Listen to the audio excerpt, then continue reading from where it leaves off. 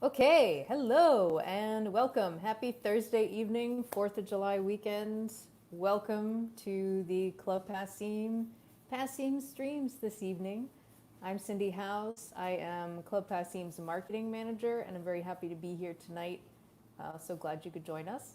We've got a great set of music coming up from Tony Trischka, Grammy Award winning artist Tony Trischka, who has a new album coming out this fall. Look out for it. It's called This Favored Land. Well, at Passim, we just wrapped up our spring fundraiser, really successful.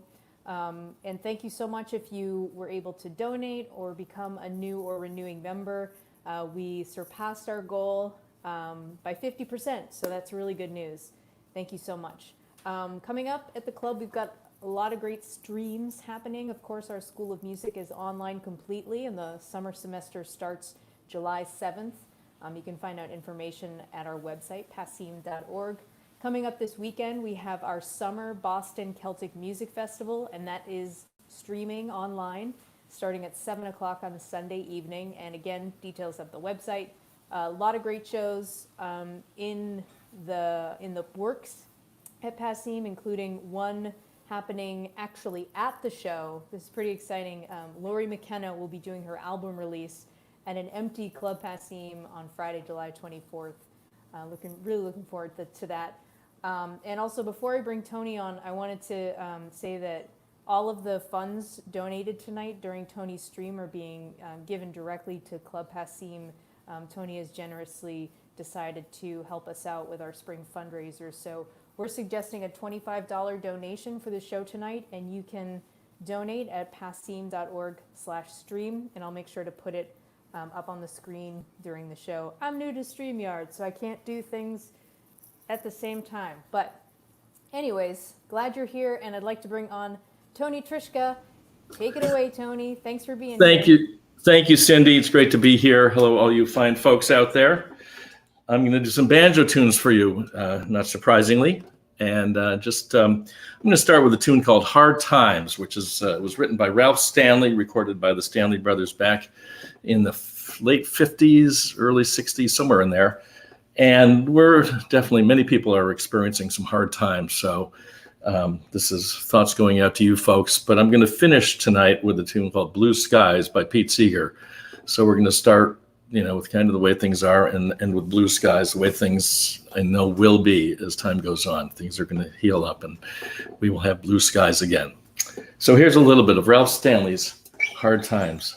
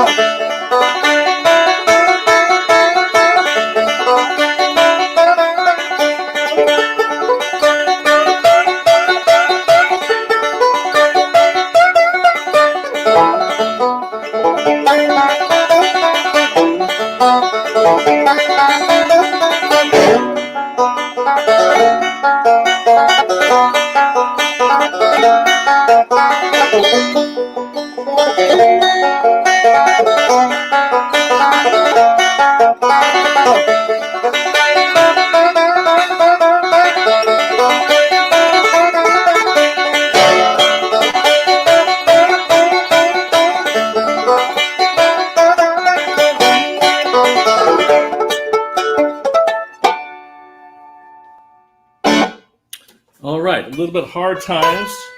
I'm going to switch banjos to my Deering banjo here. And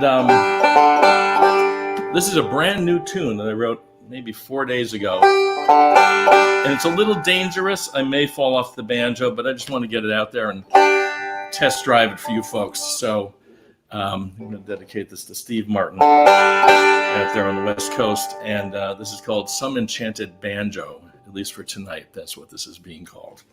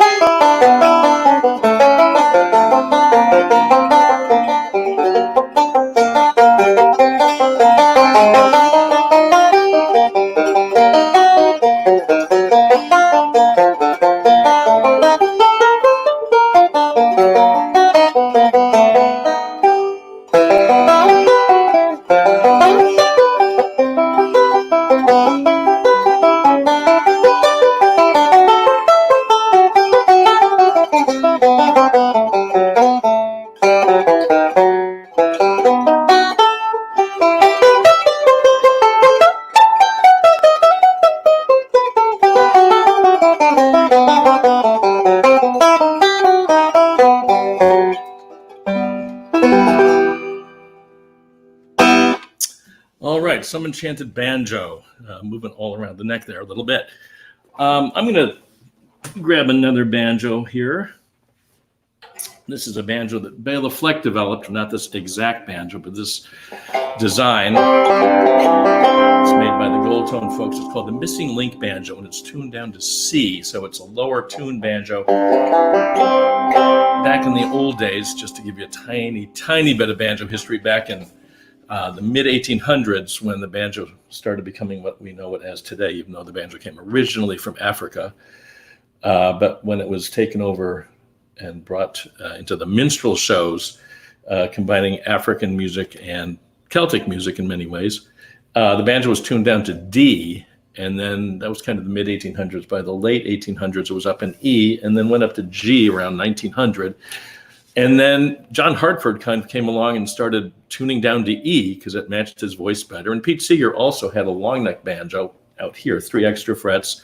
And then if you took off the capo and had open the 3 extra frets on the long neck banjo, it was down to E also, so he could sing in that key, which was more suited to his voice. But anyway, John Hartford really kind of put on the map the low tuned banjo concept. And then people started going to E because John did, and then I got a cello banjo, which is tuned down to low G, and this is tuned down to C. So all these low banjos are taking over the world. Anyway, I just picked this Missing Link banjo up, and thank you, Bela, for creating this instrument. And it's really fun to play on. I've written a bunch of tunes over the last, over this last pandemic time, this last quarantining time we've been doing. Anyway, so this is a brand new tune also. And it's tuned in 3/4. It doesn't have a name yet, so hope you enjoy it.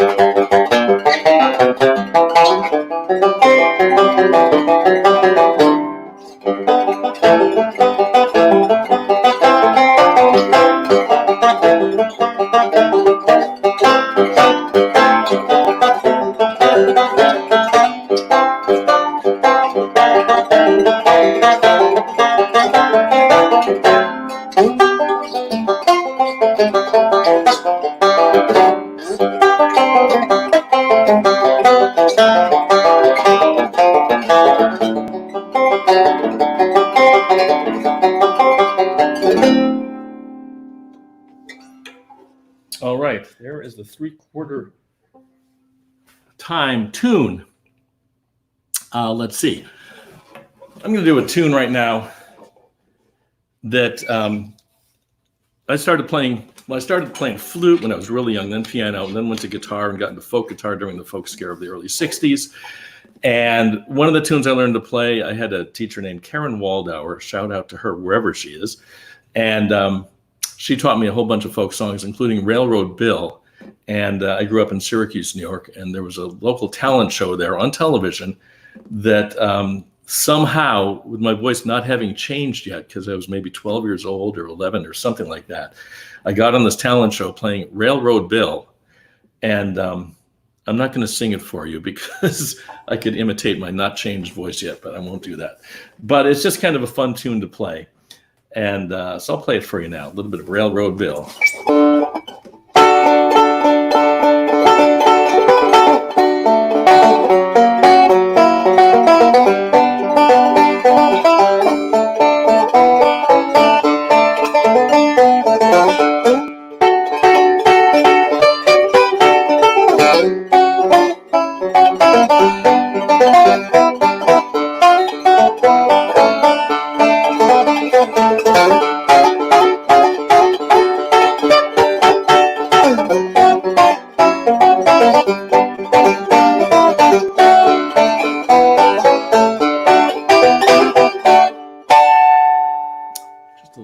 Interlude there. Railroad Bill. Okay. I'd like to do Twinkle Twinkle Little Star for you right now. It's Mozart did it many, many years ago, and just figured I'd try to come up with a kind of fancy arrangement of it. And so I'll play it for you right now. Twinkle Twinkle Little Star.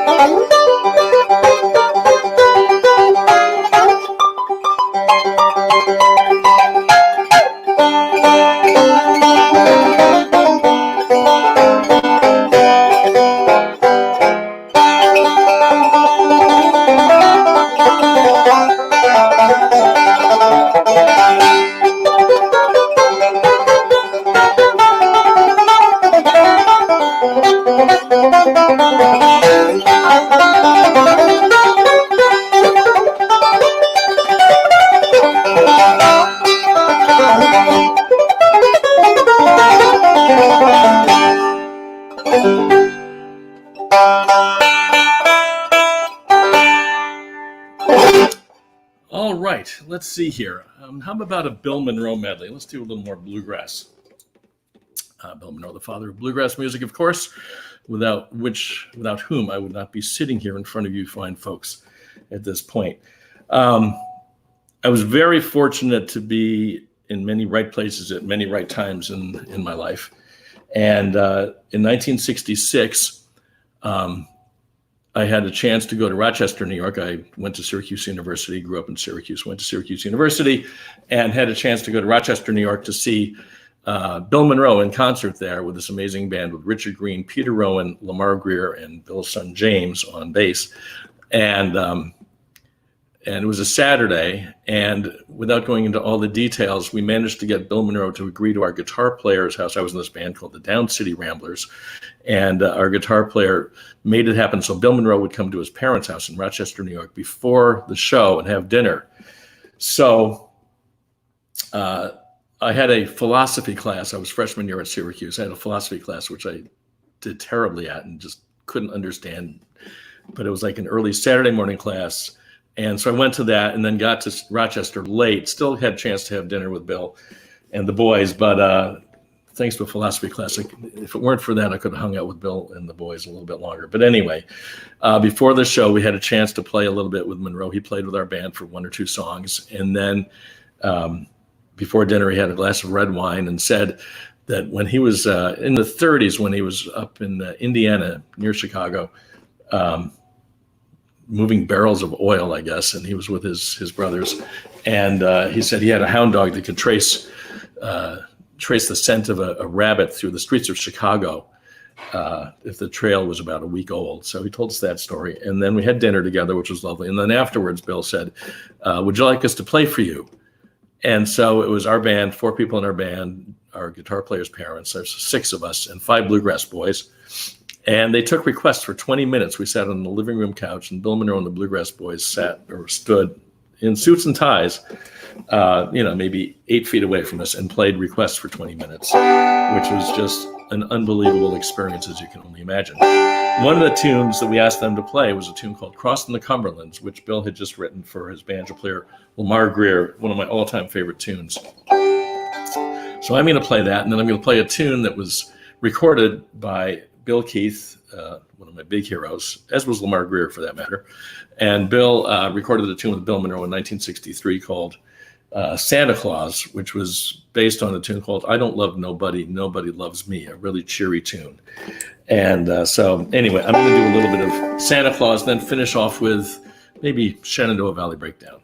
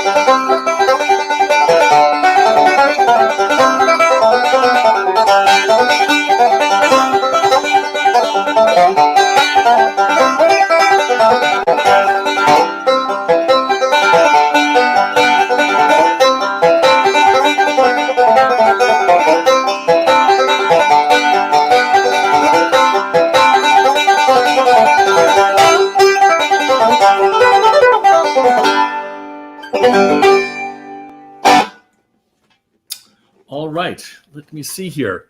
A couple of notes from people that have been on the chat. And I want to say hello to Ed Haber. Hey, Ed. So nice to have you here. And Steve in Texas, Randall in Japan, and Rune in Denmark. Thank you for tuning in here. And Mark and Jeff in Syracuse. I'm assuming that's Mark Zuckernick. Hey, Mark. And Debbie in Canada from my online banjo website. I do have this online banjo school, the Tony Trischka School of Banjo. If anyone's interested in learning to play the banjo, you can do that, and I will respond. And you can send in a video, and I respond to that. And I won't go into the whole spiel, but anyway, if you're interested, you can learn to play the banjo too. So thanks, folks, for listening in. And I guess I will try. I'm going to try this. My good friend Mike Marshall, we were in a band called Psychograss together, along with Daryl Inger and David Greer and Todd Phillips. And Mike is really a wonderful proponent of choros, this Brazilian style of sort of mandolin playing. And I learned this from Mike, and we had a chance to play it a couple of times. So I'm going to see if I can get through this. And I'm forgetting the name of it actually, but it's a beautiful piece of music, and it's a choro from Brazil. The San Paulo choro.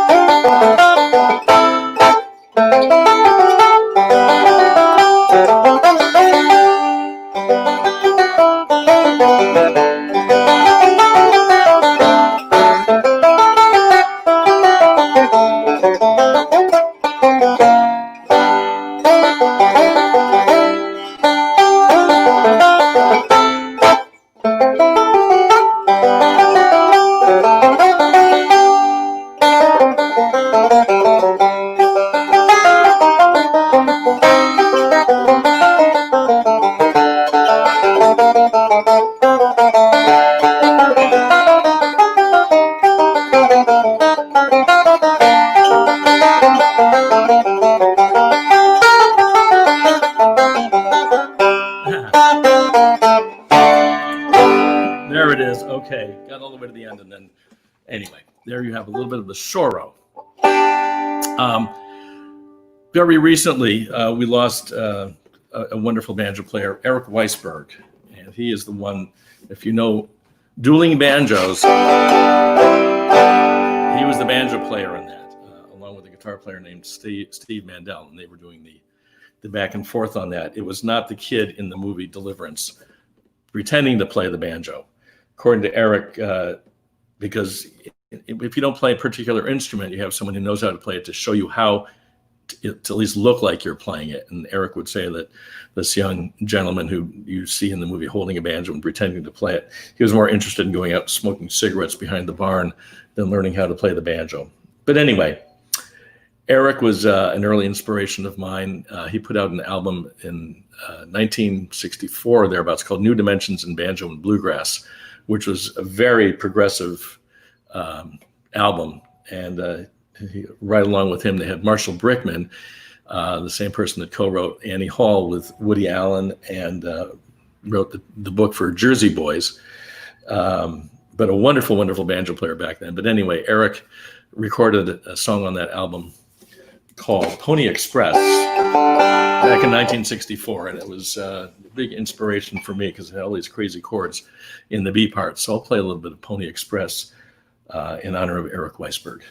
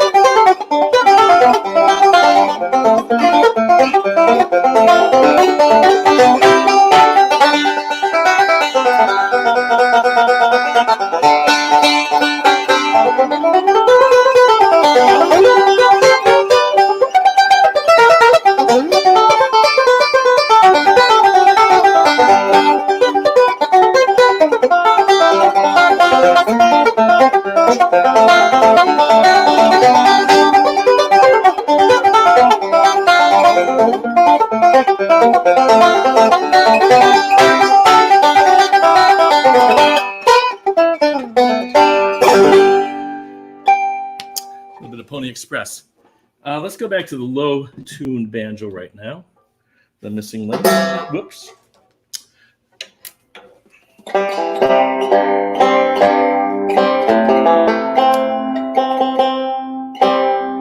And this is another new tune I wrote about a week ago, I guess. Another unnamed tune, but hope you enjoy it.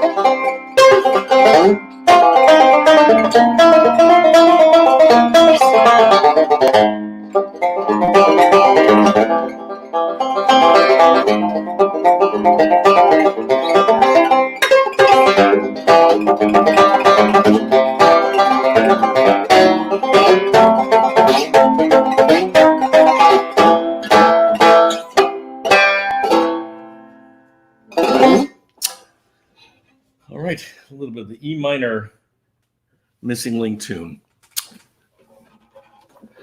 Well, at various times when I'm picking up the banjo to practice, I'll just sort of start playing something by default. Something will just come out. Might be Home on the Range. That was one that would just...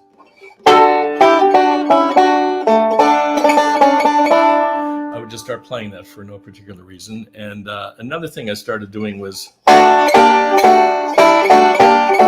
that.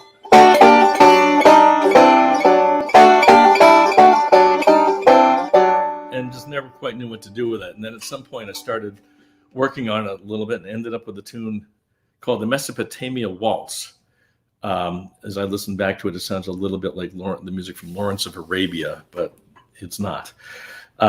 Anyway, I had two sections, and it felt like it wanted a third section. And I came up with various things. I worked with Alex Hargraves. He came up with a third part. I came up with Michael Daves. He came up with a third part. And they were really great. But for some reason, it just didn't feel like, for various aesthetic reasons, didn't feel like it was what I wanted to have there. And then I was teaching up at the Berklee College of Music, and one of the most gifted players, a wonderful mandolin player named Ethan Setiawan, I was working with him for about an hour, and we were jamming and just trading ideas. And I played it for him, and I said, "Can you come up with a third part?" And he just immediately came up with his third part, which I'm really happy with. So this is Mesopotamia Waltz. I came up with the first two parts. Ethan came up with the last part.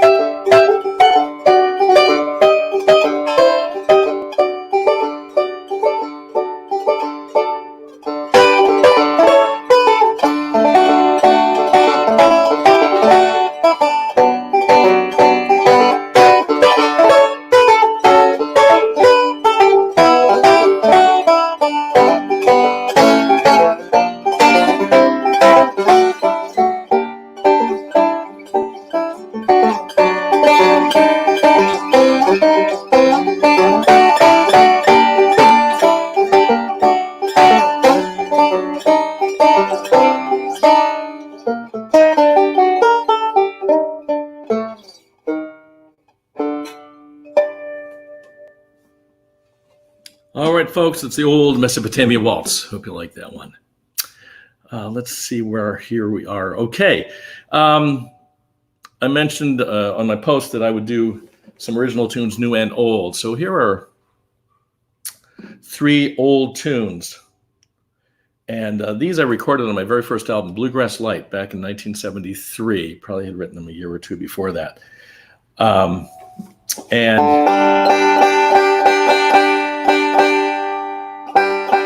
The first one is called the Sleepy Hollow Reel, R-E-A-L, and it was named after the studio we were re-recording with in Ithaca, New York. And I was very fortunate to have met Pete Wernick and his cadre of musicians, Russ Barenberg and John Miller, and his wife Nandi. And we had a band together called Country Cooking. So the album featured some of us, plus Kenny Kosek on fiddle, Andy Statman on mandolin and saxophone, Roger Mason on bass, Jim Tolles on guitar. We had a band called Breakfast Special. I was in these food bands back then, another one called Country Granola, which of course was America's first sports rock band, but that's another story. We did a song called I'm a Lineman for the Giants, and you get the idea from there. Anyway,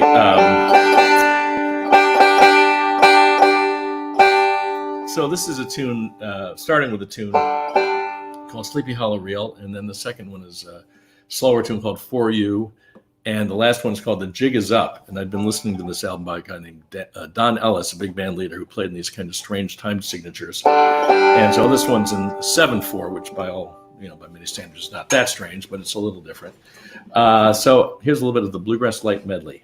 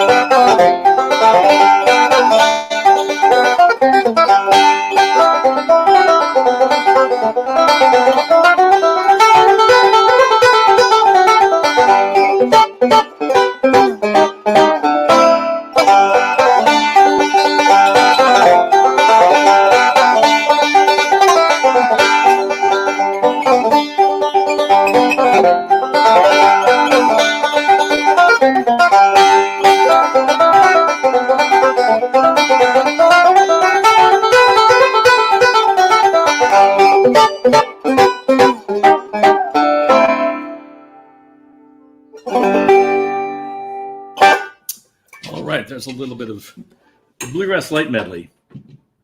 I'm going to go back to this one here, the little tune banjo, and this is another tune I wrote maybe 3 weeks ago or something like that. Keeps evolving and changing around, and again, another tune without a name, but I hope you like it.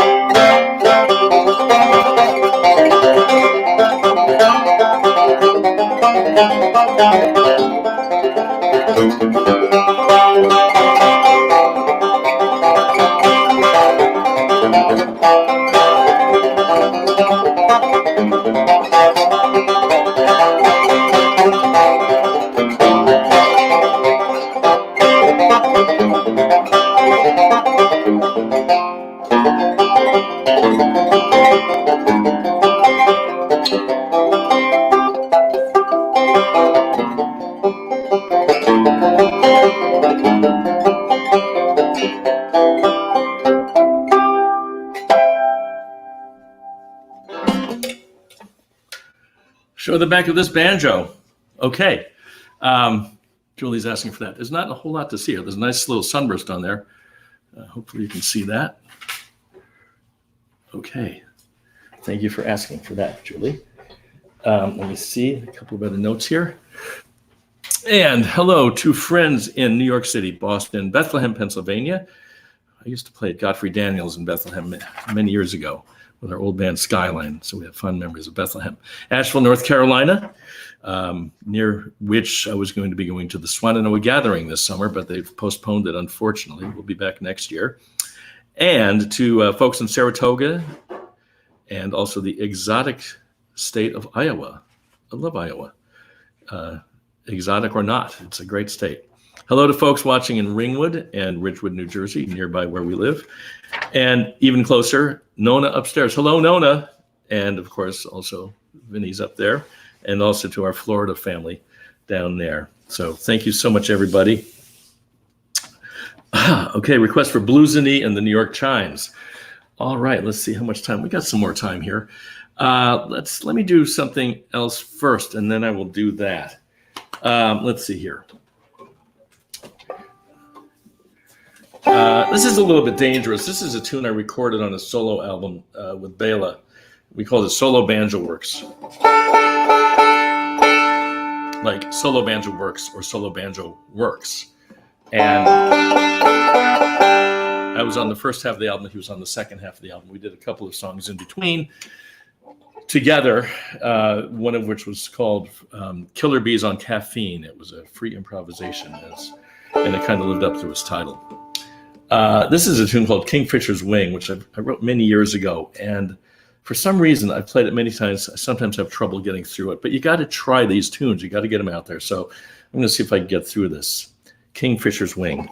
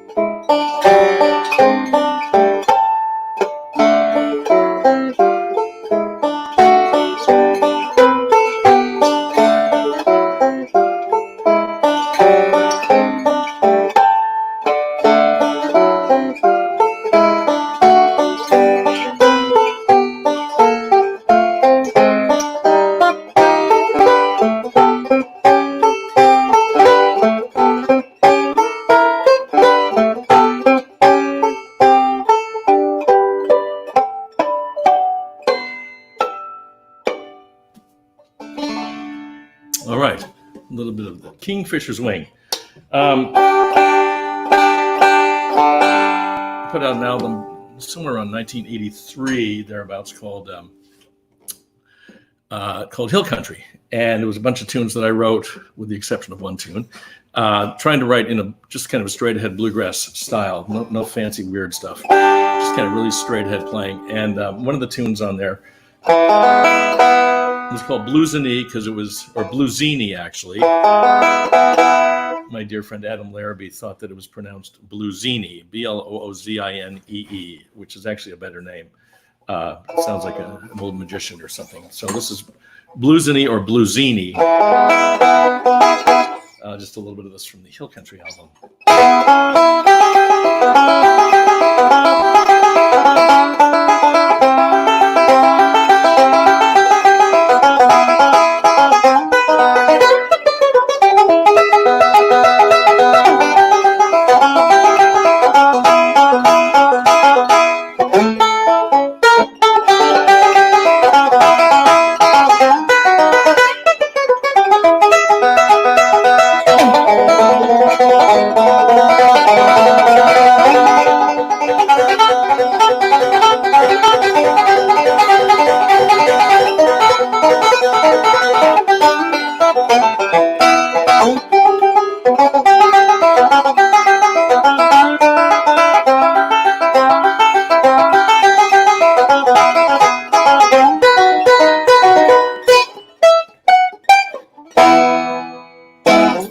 Ending on that.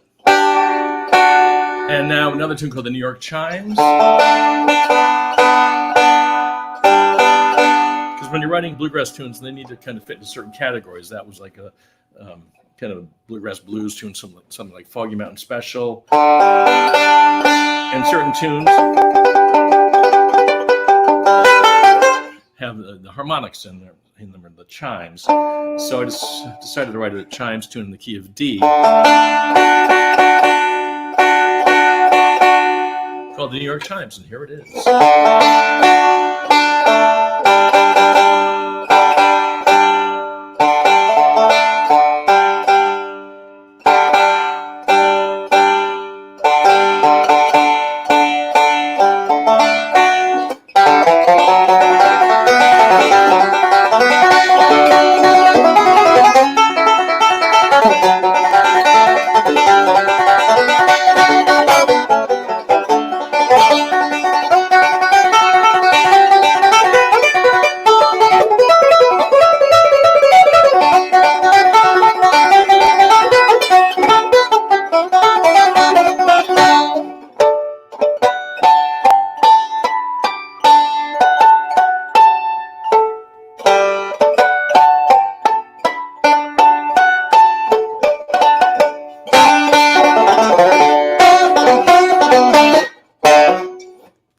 A little bit of the New York Chimes.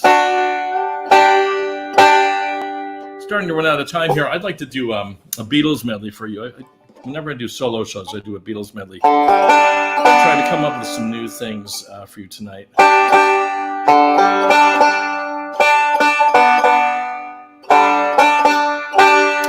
Very appropriately, John Lennon's first instrument was a banjo, and years ago, someone told me that the Beatles had a song all about banjos, and I went, kind of missed that. And I'm a pretty big Beatles fan, but actually, at one of their for one of their Christmas records, and they were records, they would send out records to everyone in their fan club, just specially done for the fans, which was kind of real stuff up until about 1965 or 66, and then they started getting really silly. Well, they were kind of silly earlier, but they got really silly in 66, and they put out this Christmas record for the fans that with this banjo song on it. And if you check it out on YouTube, you can find it there. So I'm going to try to sing this one for you and then go into a few other Beatles tunes, and feel free to sing along. So here's the Beatles medley.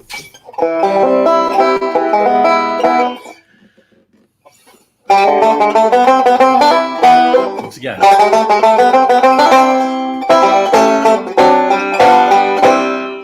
Please don't bring your banjo back, I know where it's been.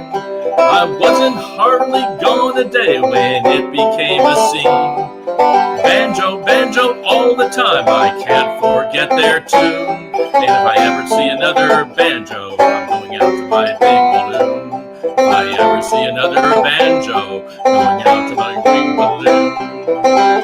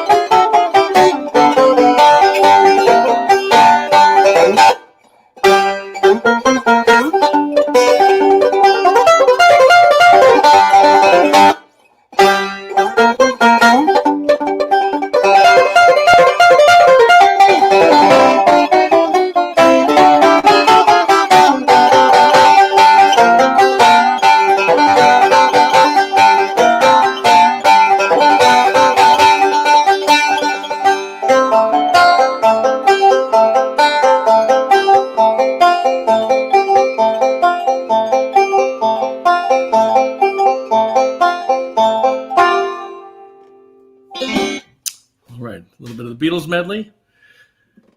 And let's see what we got. Hello to a great accordion player, Lewis Howes in Walpole, Massachusetts.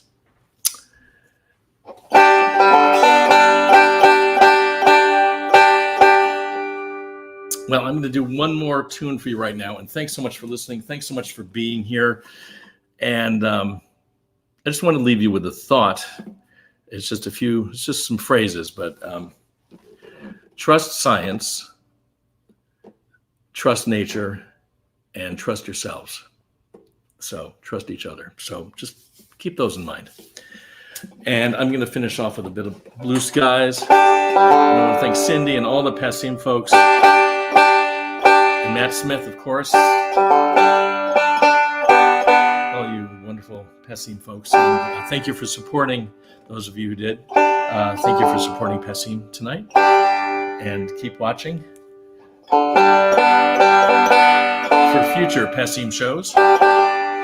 And here's just a little bit of Blue Skies by Pete Seeger. And things are just going to keep looking up as time goes on.